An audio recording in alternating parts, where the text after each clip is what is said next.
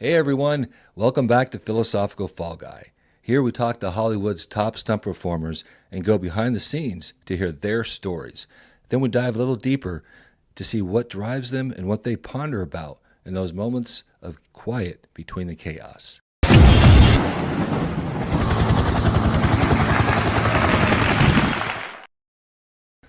All right, guys, today's guest is very special because he is not only a phenomenal stuntman and actor, but he is also a friend of mine and someone who started in the biz around the same time I did. So I've got to watch his journey and his rise through the ranks, and rise he did.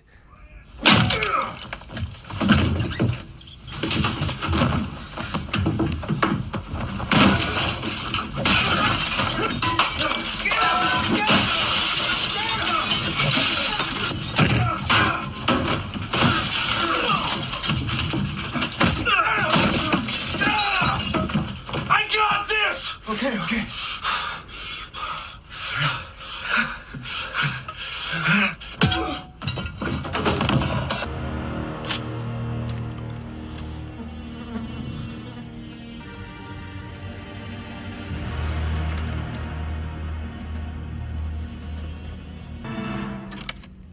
Every day, yeah. Ooh, baby, I love you. You guys like to dance? Every day. Shadows grow so long before my eyes. Her strength is dance fighting.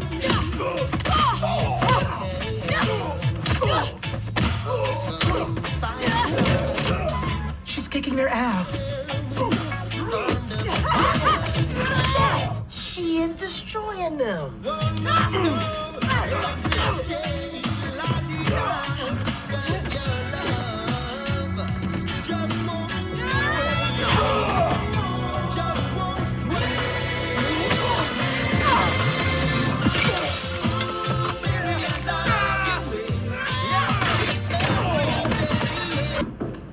What the fuck you doing? What? Get the fuck out of that booth.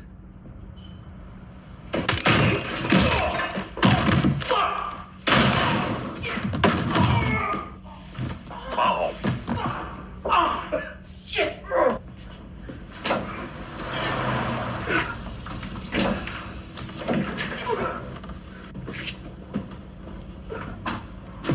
What the fuck just happened?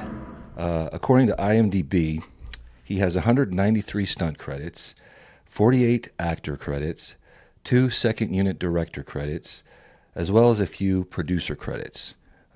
He is known for Black Widow, Avengers Endgame, Jumanji, The Next Level, and Captain America: The Winter Soldier. He's been nominated for 3 Screen Actors Guild Awards for Outstanding Performance by a Stunt Ensemble for the movies Black Panther, Wakanda Forever, Loki, Avengers, Infinity War, and he went on to win 2 Screen Actor Guild Awards for the same category on the movies Avengers Endgame and Star Trek.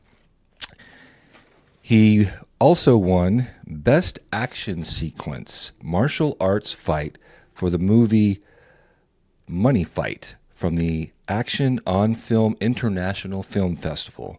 And finally, he was nominated for the hardest hit by the Taurus World Stunt Awards on Terminator Genesis. I can't wait to hear about that one. I'd like to welcome my buddy Rob Mars. Hey, man. What's up, dude? Thanks for coming out Hey, today. thanks for having me. Yeah, Really, of course, man. Quite an honor to be here. Thank you so much. Thank you. Yeah. Well, I mean, I know a little bit about you. You know, we've known each other for A long time, brother. a long time. I mean, I won't say I'll give us away how old we are, but a long time. But there's a lot of things I don't know about you too. So I'd like to find some of those things out. Absolutely. So What'd let's you get like to into it. Where did you grow up, and what did you do before you got into stunts? Good question. So I grew up in Tucson, Arizona, and before stunts, I was like a valet, waiter, LA. worked at Home Depot. Yeah. I sold cars at Cool. Jim Click, Dodge Jeep Eagle, when they still Oh, had yeah. Eagle, right? Nice. It's funny, that actually is how I got into doing stunts, was that Oh, really? job. Yeah. From the car. From the car dealership. Dealership? Yeah. I had a guy come in, you know, like you're floating around when you're young and you do a whole bunch of stupid stuff. And so I'm selling cars, and this guy walks in. It's when Dodge had just gone to the new model, right? Instead of the front end being that round model, it went to that big rig looking, you know, like really cool. that. It was, yeah. Yeah. Anyway, so I'm selling cars, and this guy walks in, and it was my up, and he just basically walks in. I don't have to sell him on anything. He knows exactly what he wants, and he just pretty much whips out his checkbook and says, you know, here you go, I'm going to pay for it. I'm like, and I'm trying to give the guy like a deal, you know, I'm trying to work it, like be a salesman, right? Yeah. And which I couldn't stand. I couldn't stand selling cars. Yeah. But anyways, so the one stipulation, like, you know, it's like, I don't need a deal. I just need you to deliver it to me. So I'm like, okay, I'll deliver it to you, right? So truck came in, and I called him, and I delivered the truck to him, and I'm trying to get out of the restaurant, and this lady that knew me from when I was real young sees me and is like, hey, Robbie Mars, you know, and I was like, oh, you know, like, hey, how are you? You know, and she's like, what are you doing? And, you know, at this point, it's, you know, I have to tell her, oh, yeah, I'm not going to college anymore, and I'm selling cars, and I've, you know, really. Now, is this still in Arizona? Yeah, Tucson. And she's like, well, didn't you always want to be like a race car driver or a stuntman or something? I'm like, yeah. And she was having dinner with this lady that had just become the entertainment director at Old Tucson Studios. And she says, well, you know, do you think you could get him a job or something? She's like, well, I can't get him a job, but I can get him an audition. So I auditioned through these 3 giant cal calls, you know, like the ones at Universal and stuff. Yeah. They're like, yeah, we want to hire you. And Wow, cool. so I went out there and just absolutely loved it and excelled at it and had fun. Yeah. That was an Old Tucson Studios. Is that what you said? Is that what I Yeah, heard Old you say? Tucson Studios. Cool. Yeah, it was just, Now, did they do was that a live, kind of some kind of live show. Okay. You know, like very much like Knott's or, you know, the West Show at Universal. Yeah. Yeah, you come out, you know, there's a sheriff, like I was Sheriff Bo Canton, you know, and there was like Johnny Sheriff Bo Ringo. Canton. Yeah, you know, and that was fun, you know. Yeah, I because love live just shows. Young and fun, and Yeah. come out there, hi y'all, I'm Sheriff Bo Canton. Now today we, you know, and you go into your whole spiel about, you know, so, you know, That's wow, awesome. the coyote's out there today, you know, whatever, you know, and so yeah, Cool. I auditioned for that, and then just started literally like playing every part in the park. So I was like the sheriff, the bad guy, the sidekick, the Nice. prospector, the judge, Learned all the roles. yeah, you know, the snake oil elixir guy, Yeah. you know, yeah. and We had one of those at Knott's. just had a blast being all these different characters Mm-hmm. in it.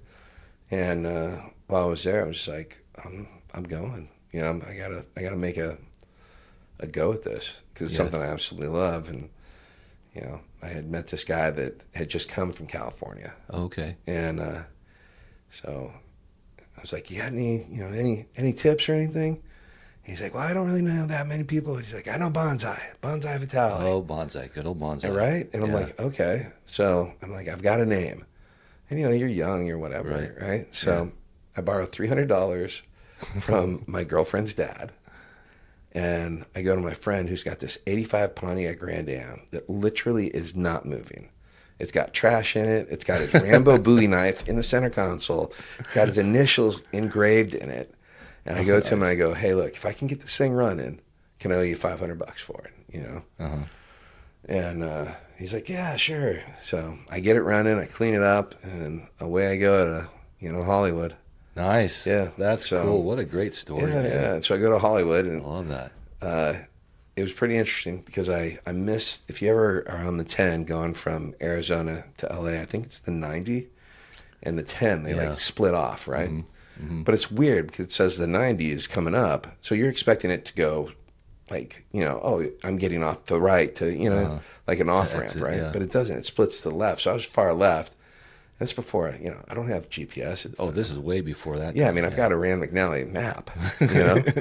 So you know, I'm going. I'm like, well, it says I can still go this way and catch it. And then I get to the 5. I'm like, wait a minute. Like, you know, Disneyland and Knott's Berry Farm are supposed to be around here, you know, so I'm just going to go. And so I, you know, tried going, couldn't get it, find it, whatever, you know. And so I literally, as I'm doing that, I see Medieval Times. Oh, yeah. And so I pull into Medieval Times, and they're training, you know, all this stuff. And I'm like, I'm looking for a job. And this guy, Greg Hopla, comes out. And What was his name? Greg Hopla. Greg Hopla. Yeah. He comes out, and he's like, yeah, man, we'll train you in. So, I mean, you know, I am living in my car. Wow. That's so And, yeah, off of Harbor Boulevard. yeah. And so I'm training to be a squire. So now I'm a squire, and I'm doing all the stuff as that. And then I started training to be a knight. And I'm like doing the riding lessons with this girl that was like their ride master Right. and everything, Yeah. learning all the, you know, double von doble fights and, you know, all this and the mace and everything. And yeah, and then I needed money, so I was like, if there's anything I can do. Well, so I started shining the trailer, right? He's like, well, shine the trailer. You know, they got this brand new horse trailer. Yeah. And so I'm like, okay, you know, he gives me some money. I don't know really what to do. You know, he's like, just get some, you know, stuff. So I get some stuff and I put it on there, and I'm going to town. I get like, I'm gonna say 1/8 of the trailer, and I look at it, it's really black. I'm like, oh, it'll buff out. You know, like you just see black tarnish, you know, like marks. And I go back to buff it out. Bro, there's no buffing it out. Oh shit! What did you? Whatever put on I there? did, turned 1/8 of their brand new stainless steel trailer. Oh no! Black, straight up my black, God. right? And I remember he came out. He's like, what the? I was like, ah. Anyways, I got fired. Anyways, you got fired. Yeah, I got fired. I can't imagine why. That was a funny. that's But I mean, great. by then, you know, It's hilarious. yeah. But that actually, that first day of like going to like Medieval Times and getting that, and then like I just kept going because I was like, I'm gonna make it to Hollywood, right? So the first day in, I get like, this is amazing. I got a job at Medieval Times, you know. I'm like, I'm Yeah. gonna make it, right? So Yeah. it's like nighttime, and I'm up now in Hollywood, right? And first day, and Still the first day. still first day in Hollywood. And, you know, I see Hollywood Boulevard, right? And then I'm like, or did I see Sunset? It was like Sunset and then Hollywood, right? Or whatever, right? Sunset. So I get off, and I'm going in towards Highland on Hollywood, right? And I think it was like Yucca or Cherokee. I can't remember which one it was. It was like either Yucca's this way and Cherokee's that way or vice versa. And there's a sandwich place, right? And it had one of those things out there, like 2 sandwiches for $4 or $5. Yeah. You know, $5 or whatever. Right. So I'm like, I love sandwiches. So I'm going to go, you know, Yeah. get a sandwich. Well, so I go in, and I'm like, I get 2 for $5? Yeah, right? So I park my car. I go get my sandwich. I come back, right? My window's busted out. What? They've stolen my like, you know, boom box, right? Because the Yeah. stereo in it didn't work. Oh, okay. Right? So you had to play. So I had a boom boom box, box, right? And I had yeah. this Charge song in there from the movie The Saint with Val Kilmer. Oh, yeah. Right? The Saint. And it was like, da na na Yeah. na, Good da na soundtrack. na na, right? Da na na na. Yeah. Bow, bow, right? And I'm like, all right. You know, I'm like, I'm making this. I'm going to make this. Did I come back? I'm holding like half-eaten sandwich in one hand. You know, I've got my spare sandwich in the other. And I'm like, Son of a kidding me, bitch. right? Welcome to Hollywood. Yeah. So now I'm like, you know, now I'm sleeping in this car tonight, right? With no window. No window. I don't sleep shit, right? I eat my sandwiches. I'm like, okay. So now I'm like, pick apart, you know, whatever. So I go to pick apart in like Sun Valley, I think it was. And I get a window. I think the window cost me like $95 or something, right? And they were cool enough to let me use their tools. And I'm sitting there and I don't know what I'm doing. You know, I really don't. I'm literally pulling the door apart, figuring out how to get this thing in and everything. And that was That's not easy to do, man. Get a window out without breaking it. well, it was broke. It was already broke. So I didn't have to worry about that. But the window you were replacing. To trying to with- put it in, Yeah. it was a pain in the butt. Yeah. Yeah.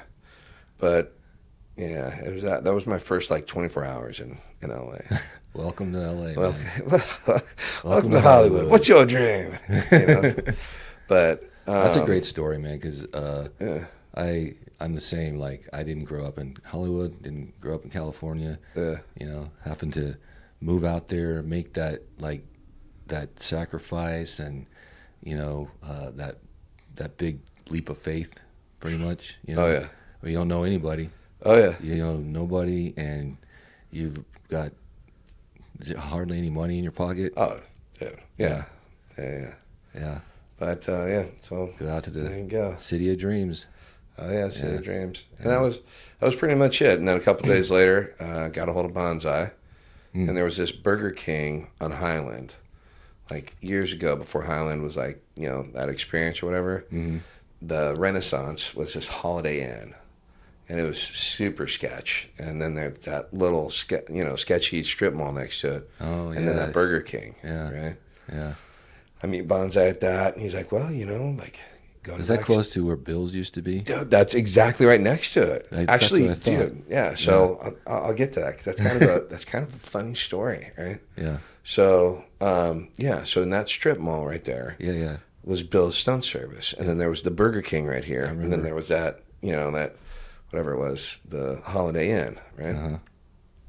Well, so I meet Bonsai there, and I don't know him from anybody, and he is amazing, super helpful. Right. He's awesome. Tells me all these things, like look in the Backstage West, do this, Six Flags is going to have an audition here. This is what this is going on. And how cool of him just like meet you up. He didn't know who you were. No, absolutely, yeah. Like help you out. That's cool. literally all he knew was that this guy that had come to Old Tucson's Studios, gave me his name, said that I should meet him, and he met me. So I'm always thankful. Every time I see Bonsai, I give him a huge hug, and I always thank him because he really helped me. Like just even like feel like I had someone to talk to. Like I had just the slightest glimmer of hope to make sure that I kept going.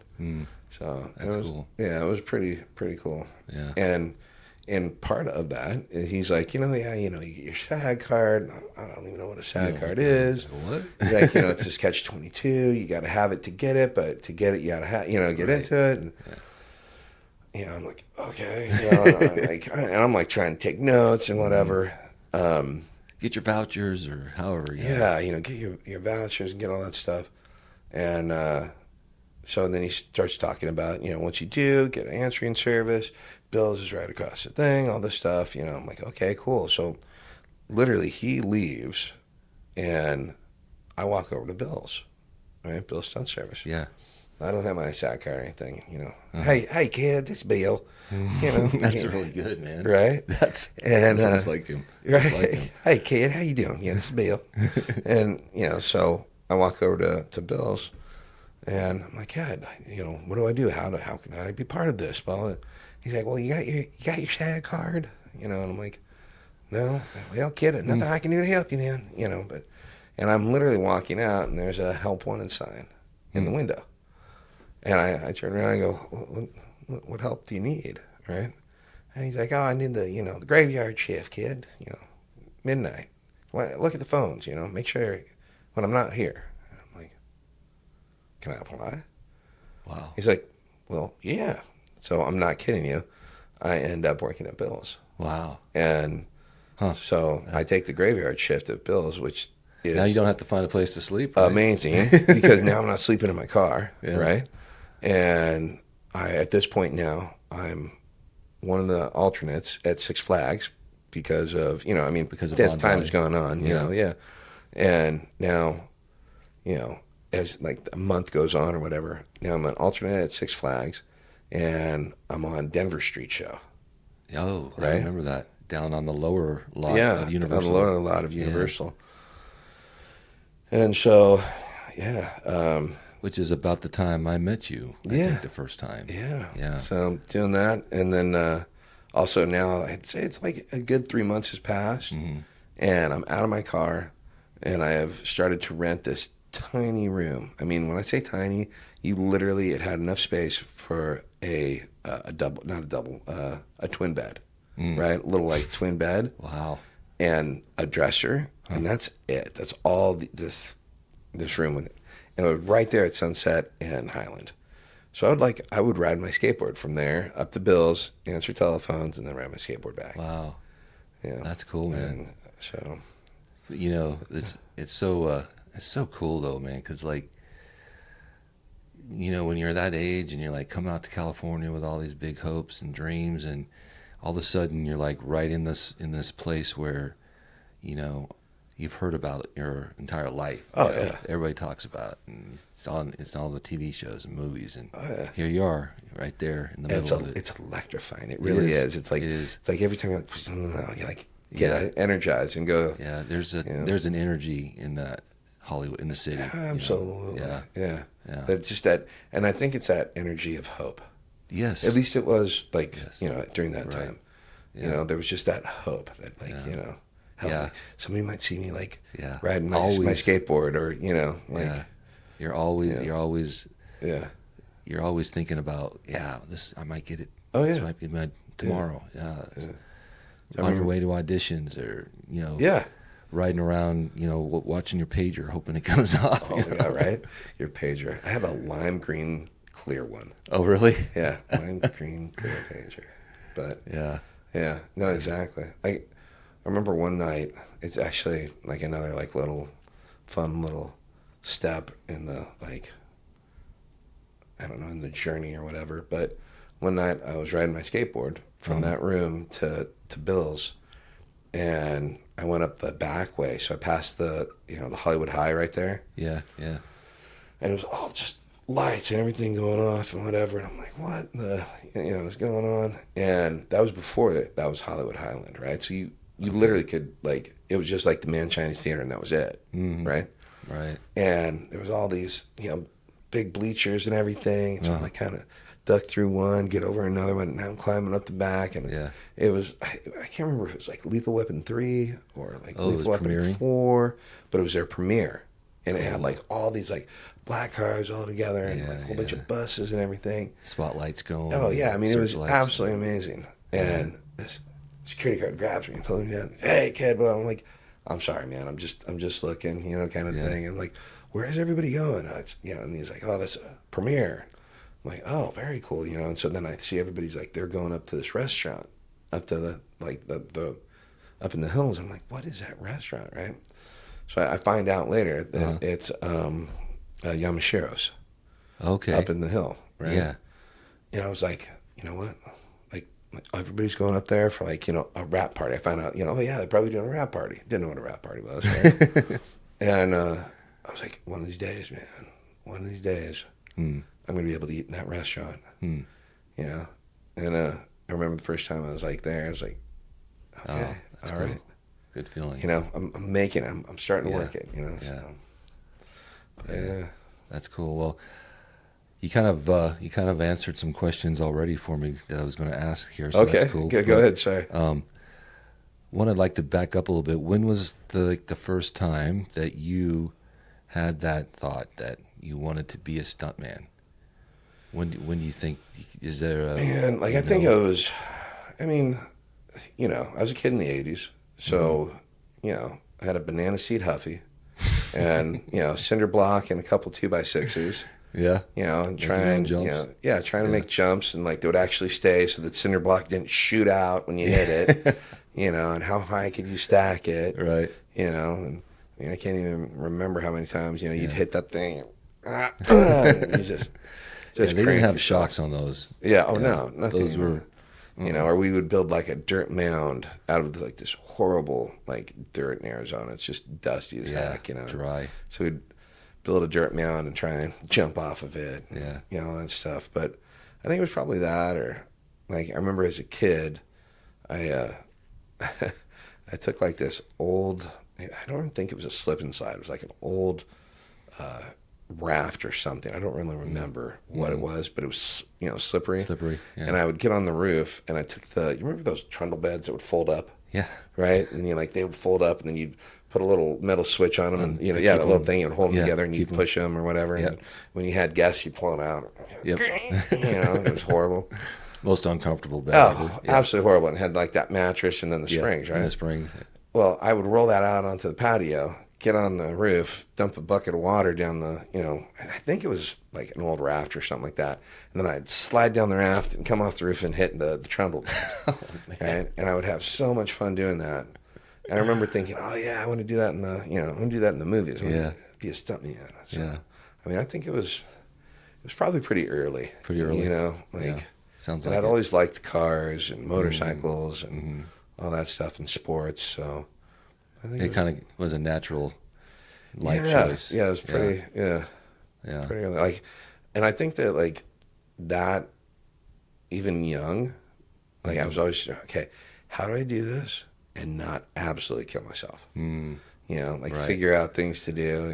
Yeah. like That's a good point right there. yeah. Like we had a pool, so I would like figure out like how far I could jump off the diving board, hit the raft, and keep on going, or like swimming underneath. How Actually many times? thinking ahead. Yeah, like Things that or might like, happen, go yeah, wrong. take my boogie board. I had Yeah. a boogie board in Tucson, Arizona. There's not a wave to be seen, right?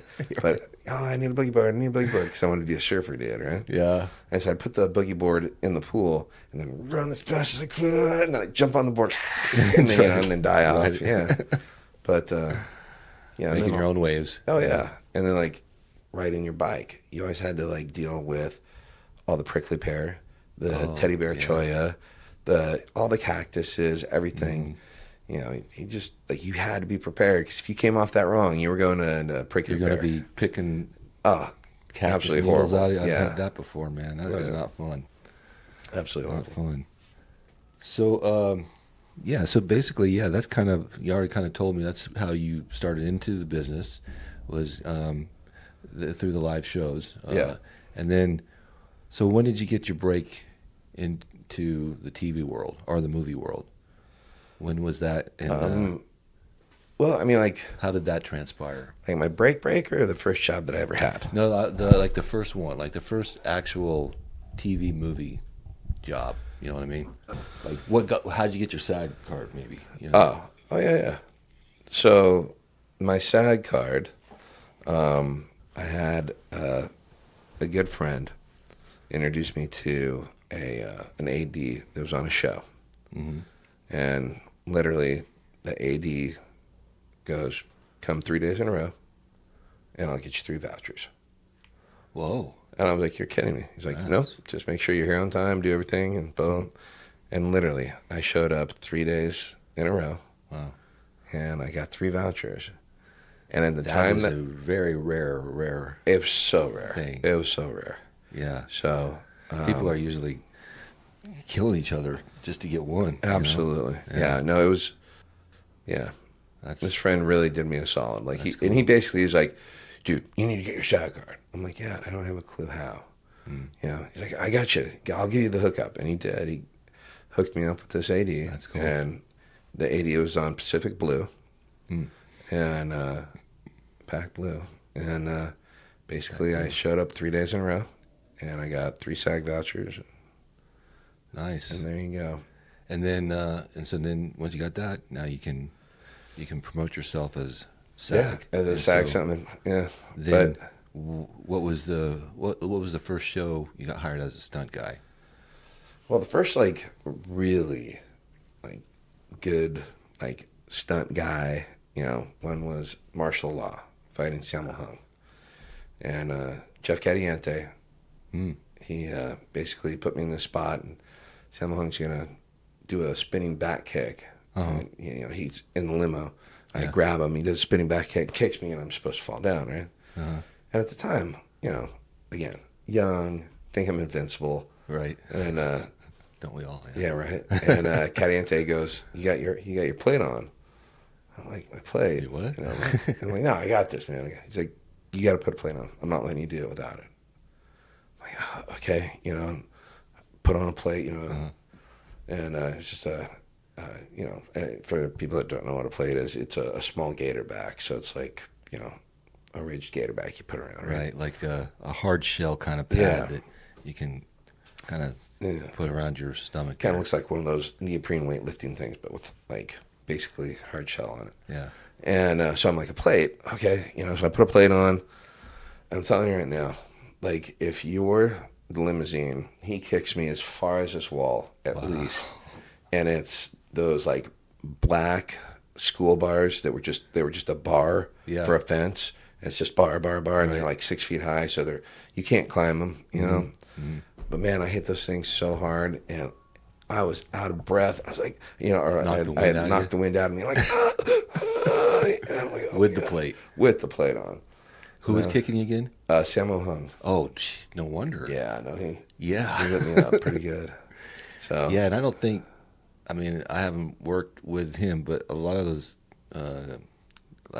Kung Fu guys, they don't pull their stuff. yeah. I'll tell you right now, he laid it in there. Yeah. He made it real. He made it real. So that was pretty cool. But then, that was the first one, but I would say that my first big break was getting a job for a wonderful man named Mike Vendrell. And Mike Vendrell was doing Angel. Oh, yeah. And I just really came in to work for him, connected with him. Mm-hmm. And as I left that day, I was like, hey, I want to be your assistant. And he's like, well, hey, I don't have anything in the budget to be an assistant or anything, And I'm like, it's okay. I just want to be your assistant. And I literally went to the PAs, got a call sheet for the next day, and I just showed up. Cool. And then I kept doing that for about a year. Wow. And a year. Mike, like I said, just an amazing man. Just taught me so much, helped me so much. And literally after I think the 4th day or whatever, he's like, okay, you're serious? I'm like, yeah, I'm dead serious. He's like, all right. And he just started, really bringing me in. Him and Mike Massa. I cannot thank them enough. Like, I'm a young kid. I don't know anybody. And, Mike Massa is Mike Massa. The guy is amazing, and Hank was just in here talking about him. He helped out Hank a lot, too. So, yeah, and just a great dude, and just really helped me in the very beginning. Just I can't say enough, but yeah. That's cool. So Mike Vendrell and Mike Massa, really that's the big where I got my break. Wow. What was that? Her taking off in the Z? That was my wife just leaving in her 350Z. Yeah. Dude, that's awesome. I love it. Yes. Yeah, it's a sick car. I like it. It is. It's fun. It's a lot of fun to take out of the drift track. Yeah. But yeah, so that's how the big start got. That's how the big start? Yeah. So I kind of like to ask this one. Like, when did you feel like you... Wait, can I do like a little Anchorman? Sake. And see my belly. Yum, yum, yum. Sake. Right? Oh, yes. I love it. Yes, sake. All right. So, when did you feel like you like set back? Like you said, you went up to the restaurant. Yum Churros. Yes. Yeah. Like, was there a moment like when you kind of felt like, wow, I'm really living the dream. I'm really making it, The first, wow, I'm living the dream. Mm-hmm. And I know it's probably really trivial, but was when I could go into a restaurant and not look at the prices. That was huge for me. Yeah. I know. Yeah, right? Instead of going in and going, okay, let's see. Well, the garden salad's $5.99, and the grilled cheese is $5.99. Then you're adding it all up. Right, and you're like, oh, okay, well, and to be able to sit there, I actually get in trouble now, too, because I'll go in, especially if I'm with friends, and I'll be like, because it's such a, eating's like an event for me. And I know it's probably not good. It's not very good, but, it's such a, I love it. Yeah. To go in there with, when we sat down and just get, all right, cool, do you want to, let's get this, and let's get that. You're not worried about, and let's get that one. Price. Have you ever had this one? No, let's try that, and just have this giant smorgasbord of food. So there is a great freedom in that, Oh, yeah absolutely. Just to literally be able to sit down with friends and enjoy a meal and not worry about. Especially Like that was when you've gone through your times where I'm sure you're like me. Top ramen is on the menu. Oh, bro. Every day. Yeah, top ramen, tuna fish in a can. Yes. Mustard because you don't have to refrigerate it. White Wonder bread that's like 68 cents a loaf. Oh my God, yeah, right. Or crackers because you don't have to refrigerate it and don't go bad as quick. Yeah. You know, like Don't on go mine, we're bad. like, what can I go with that doesn't need refrigeration and doesn't go bad quick? Yeah. You know, and you literally can open up a can of tuna, squirt yellow mustard in there, dig it out with a cracker, and you're good. Yeah. You know, Yeah. so that top ramen, and then again, this is gonna like really date us, but do you remember when I think it was Sundays, they had 39-cent cheeseburgers at McDonald's? Yes. Bro, my place was right next to that McDonald's Yeah. at Hollywood and Highland.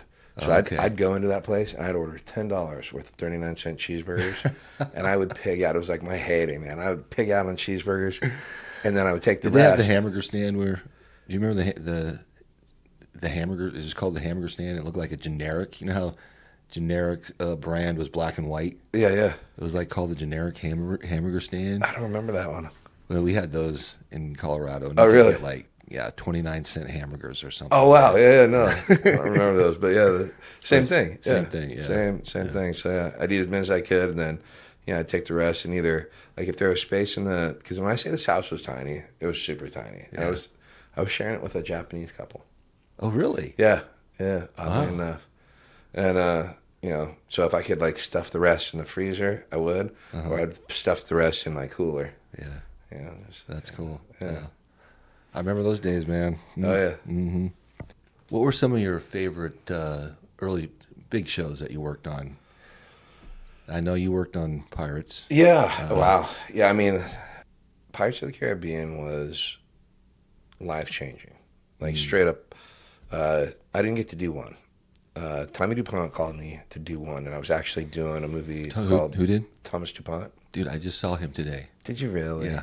Oh my goodness. Yeah, I love was Tommy. a fitting I went to. He was What? Yeah. Oh my goodness. I didn't give him a call. Yeah. But anyway, yeah, sorry. it's okay. Yeah. Tommy DuPont called me for the first one, and I was working on a movie called The Rundown, which was actually The Rock's first show, and it was really interesting to meet him on that one. Yes. They Yeah. had some gnarly stunts on that, dude. Oh my God, so gnarly. Yeah. But so I got done with that, and then I got a call for Pirates 2 and 3. I was like, yeah, I'm in, absolutely. And without a shadow of a doubt, that movie, we on and off, I'd say that it was about 2 years for that movie, and it was, I don't even know how to explain it. They don't have movies like that anymore, where you have 100, 110, 120 stunt guys on for a big run. Yep. And you're going through giant amounts of makeup or wardrobe, and then you're on these just, I mean, Incredible sets. epic. And everybody uses epic way too much, I think. But Yeah, it's true. when I say epic, I mean, you went into like where we did the Maelstrom, where we had two full-size pirate ships on gimbals, and they're moving around on the gimbal, like full on. I mean, they're enough tilt that if it went this way Yeah. and you weren't paying attention, you'd go all the way to the side. Wow. Right? And then we had vines swinging between them. We had rain, so much rain. It wasn't even funny. And then I don't even remember how many Ritters. We have the big fans, you know, Yeah. the Ritters, they're called Ritters, Ritters. giant fans that, and they would yell out, "Bring on the wind, bring on the rain." And you would just be sitting there, and you've already spent 8 hours just soaking wet. Yeah. Okay, cool. Yeah. I mean, that show truly, yeah, the life altering. Like, there are people that I met on that show 20 some odd years ago that I am still phenomenal, if not best friends with. And I've worked with so many times, and Yeah. there's still pirate stories just Yeah. left and right from when we were there at Edwards Air Force Base, when we were down in the Caribbean, when we were on Warner Brothers, and just like all the gnarly little stunts that you just be out there at work. And I mean, you came to work to work and you didn't know what you were really going to do. Like, you would have full pads, helmet, mouth guard, you know, jerk vest, honk honk, everything. You would have your whole entire kit with you. You know, so many. I mean, great fights, but I mean, like you said, like just the climbing and the swinging and the it's amazing stuff. You know, and so and I plus was they've got the cannon fire, so you're getting reactions from that stuff. absolutely. Yeah. And it was hard, but it was also just so much fun. You know, like being a pirate, and I was very fortunate. Every kid's dream. Absolutely, boy's dream, man. Like, and like I was so fortunate. I ended up getting to double Bootstrap Bill. Bootstrap Bill is the only, like, you know, sea creature or whatever you want to call him from Davy Jones' locker that was actual practical makeup. Like. When we were first doing the octopus face was fake. Well, obviously, so it's like Davy Jones was all CGI and everything. And then a lot of times we wore these motion capture suits, so we were CGI. But, you know, like on the thing when he sends over Orlando Bloom, you know, Will Turner, and he's, you know, on there when we first meet Davy Jones, right? I'm the giant piece of seaweed that, like, you know, cuts the guy's throat and throws him overboard. It's me and Phil Collada. Nice. And, you know, but it's just like you look at it and you're like, all your little things where you're like, you know, and you're like trying to be this monster, and they come out, and, you know, you see come out of the woodwork, you know, and then your walk, and then, you know, Tom DuPont was the guy with he's got the double swords, and he slashes open his belly and all the guts come out. Yeah. And then, like, Jeff Wolf was the guy with the double balls going, you know, trying to get him. And, you know, and it was just like really cool. But yeah, I was very fortunate that I got to be basically Will Turner's dad, crew. You know, Bootstrap Bill. The makeup, literally, I'd lay in a makeup chair, and when we first started, that makeup was like almost 6 hours. Oh, geez. So I'd get there at like 3 o'clock in the morning, and like Joel Harlow, Gabe, sometimes V, I forgot his name. He's a super cool dude with bald head. They would just work on me, and so you'd just be sitting there, and I got so used to people working on my face that I could literally fall asleep. And it's actually now, even when I'm going in just to get like a small like scar or something put on, I'll sit down in the makeup chair and go, dude, I was just going to say, like, there is something so relaxing about people touching your head and face. Absolutely. I mean, I'm out. I'm out too, man. Like, if they've got to do it for more than 10 minutes, I'm just like, so relaxing. But that was and then just getting to be Bootstrap Bill, like those fights with, you know, the wedding fight or the Maelstrom, and got to fight, you know, Lisa Hoyle, Zach Hudson. Wow, you know, like it's awesome, just man. Really amazing. Tony Angelotti, Tommy DuPont, amazing great people on there, amazing people, talent, like just so talented. And I'm leaving out so many people. I'm sorry, I don't mean to be leaving you out. But just like I said, there's like over 100 stunt people. Man, I mean, that jacket, right? So this jacket for Bootstrap Bill, it was all practical. So it's all these barnacles and you know, all this like coral and sponges and everything. So get this, right? When it's dry, the jacket weighed about 35 pounds. Wow. Right? But after the first bring on the rain, all of those pieces soaked up water, and that jacket literally weighed over 100 pounds. Oh my gosh, Rob! So it would take three costumers. I'd have to bend over. So I'd bend over like I'm touching my toes, and they would place a jacket on top of me, and then I'd snake an arm in, snake another arm in, and then I'd stand up, get steady, right, and I had to kind of be in this like ready spot, because it literally wanted to like yank you back, right? So I'd get my sword, and then we'd be fighting, and then if the ship went this way, and I was going that way, it'd be like ship, boom, sorry guys, you know, and I'd be like, you know, they'd help me up, but that must have been exhausting, man. It was, but really, really amazing. Yeah. And then George Rugi was the coordinator on that. And he's just a really great man and had a lot of amazing insights, like in the future. And I remember, and he was so right. And the reason I bring it up is just, talking about like the movie itself. He was so right when he said, they will never make a movie like this again. This is kind of a one, and he was very humble about it, but very like he's very smart, and he's very, he's just got a demeanor about him that you want to listen to him and you want to hear what he has to say, and they would just be like, there will not be a movie like this, and you would just like, that's got to, I mean, but it's got to also feel kind of cool to be part of that, because that, like you said, that style of filmmaking is no longer not really. with us. I mean, now if we were doing it, it'd be on a blue screen the whole entire time, all around, whatever. Not but all practical. I mean, we were really on ships down in the Caribbean. We were really in the water. When the Duchess comes flying up out of the water, I'm one of the dead bodies laying in the water over the mast, I'm laying over it, right? Looking down at the water, looking at sharks underneath us. Really? Yeah, straight up. Like the first day we were out there, we're like, what's down there? Kind of stuff. Yeah. And the What's second that day, a shadow couple of down us there? brought masks, right? And you could hide it underneath the sail or in whatever. And so while we're waiting for the ship to go around, we'd put on masks and we'd look down like, oh yeah, those There's sharks down there. there's a couple sharks down there, guys. All right, Oh, that's crazy. It was so amazing. Yeah. Wow.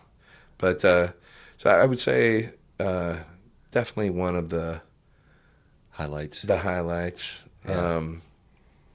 Double Arnold Schwarzenegger on Terminator 5 was pretty amazing. That's, I mean, that's like every stuntman's dream, man. It was like, I got to be Double Terminator. Arnold Schwarzenegger, Right? Like, And be the on Terminator? Yeah.